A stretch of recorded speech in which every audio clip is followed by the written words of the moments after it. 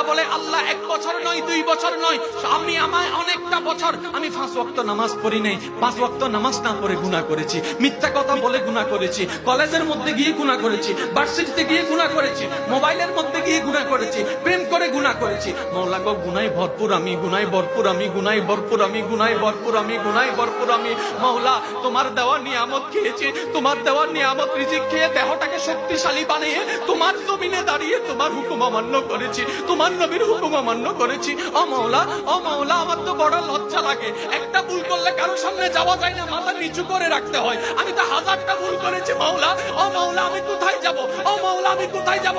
আল্লাহ পাক বলে বান্দারে পৃথিবীর শ্রেষ্ঠ উদাহরণ মায়ার জন্য, বান্দা তুই শুন, তুই শুন, কখনো যদি দেখিস তোর মায়ের দরজা তোর জন্য বন্ধ হয়ে যায়, তখন তুই এতটুকু বিশ্বাস রাখবি তোর রহমানের দরজা তোর জন্য খোলা আছে।